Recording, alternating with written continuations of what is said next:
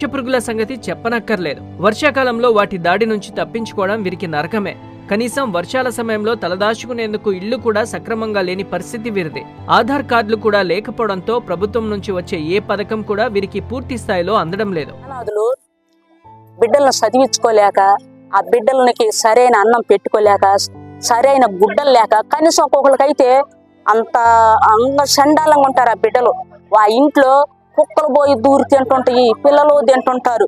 అట్లా నా కళ్ళతో నేను ఎంతమందినో చూసా నేను. ఇంకా ఒకటి కూడా, యానాదులు అది ఒక దుర్వైన వాసన. ఏంటంటే వాళ్ళకి సరైన జీవనార్థం లేక, వాళ్ళకి ఇంకా తెలుగు ఇట్లా ఉండాలి మనం అనేది ఇంకా వాళ్ళకి తెలియక, ఏంటంటే వాళ్ళు లెగిస్తే గుంటల మీద, చేపల చెరువుల మీద, కట్ల మీద, కాలువల మీద ఉంటున్నారు కాబట్టి వాళ్ళకి ఇంకా అసలు అనుభవం లేదు. ఇప్పుడిప్పుడే కొన్ని తిరిగి తీసుకొని రావటం జరుగుతుంది. కలెక్టర్ గారి కాడకు కూడా తీసుకెళ్ళటం జరుగుతుంది. దయించి యానాదులు ఇంకా ఎట్లా ఉంటున్నారంటే, ఊళ్ళకి వెళ్ళినప్పుడు బట్టీలు కాడనో లేకపోతే ఎక్కడన్నా పనులకు వెళ్ళినప్పుడు చచ్చిపోతారు. వాళ్ళని అక్కడే భార్య కూడా గతి లేదు వాళ్ళకి. ఆడంటే ఆడ పారేసుకొని గమ్మునీళ్ళకి వస్తారు. వచ్చినాక వాళ్ళకి భర్త చచ్చిపోయిన సర్టిఫికేట్లు ఉండవు, ఏముండవు, పింఛన్ ఉండదు. అలాంటి గతులు కూడా ఉండవు. 4-3 బిడ్డలున్నా కూడా ఆధార్ కార్డులు, భర్త చచ్చిపోయి ఉంటాడు, ట్రాక్టర్ల కింద దొక్కిస్తారు. వాళ్ళని తొక్కిచ్చి వాడే బడి చచ్చిపోయాడు అన్న కేసులు కూడా లేకుండా చేస్తారు.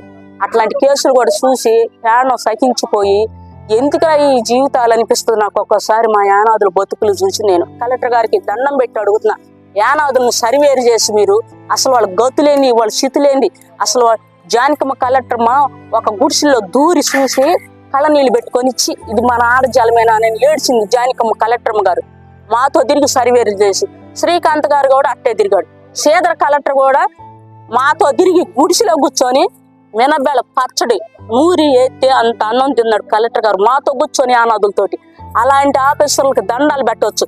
ఆ రోజు యానాదులు సంఘాలన్నీ తిరిగి అప్పుడు కొంత కమల్ కుమారి మేడం ఎవరైతే మహాతల్లి మరి తూర్పు గోగనపల్లిలో వాళ్ళలో సైకిళ్ళు దోమ తెరలిచ్చింది.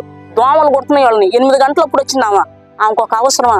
అలాంటి ఆఫీసర్లు ఇప్పుడు ఎక్కడ మాకు దొరకల. ఈ 7-8 సంవత్సరాల నుంచి కూడా నానా ఏమంతమైన బతుకులకు వచ్చేసాం, మళ్ళీ మొదటికి వచ్చాం.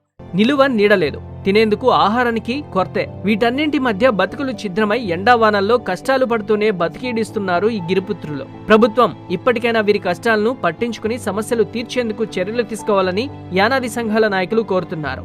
మండల స్థాయిలో అధికారులు అందుకు ముందుకు రావాలని కోరుతున్నారు.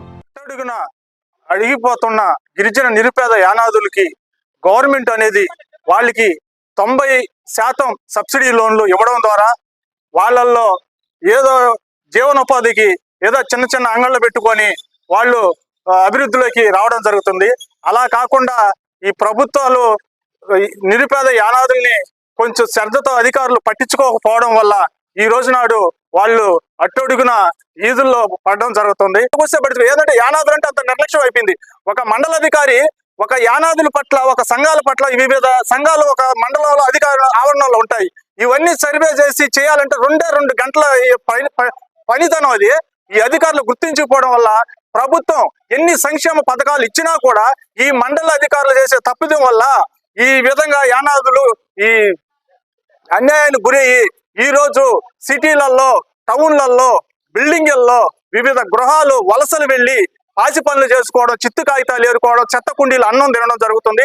అధికారులు, జిల్లా అధికారులు గుర్తించి ఇక్కడైనా యానాదుల పట్ల శ్రద్ధ వహించి సర్వే కరెక్ట్ గా చేసి, అంటే విచారణ అనేది ఒక్కొక్క యానాది సంఘానికి వెళ్ళి అధికారులు వెళ్ళి దాన్ని సమగ్రంగా గుర్తించి ఎవరికి ఏం లేవు అని చేయగలిగితే 2 గంటలు, నేను మళ్ళీ చెప్తున్నా 2 గంటలలో యానాదుల్లో చైతన్యం తీసుకురావడం అవుతుంది, వాళ్ళు అభివృద్ధి చేయడం జరుగుతుంది. చలిమంటలు వేసుకుంటూ, చిత్తు కాగితాలు ఏరుకుంటూ, ఆటలు పాటలతో జీవితం గడిపేస్తున్నారు ఇక్కడి చిన్నారులు. వీరి బాల్యం ఇలానే గడిచిపోతోంది. చదువుకు నోచుకోలేని దౌర్భాగ్యం వీరిది.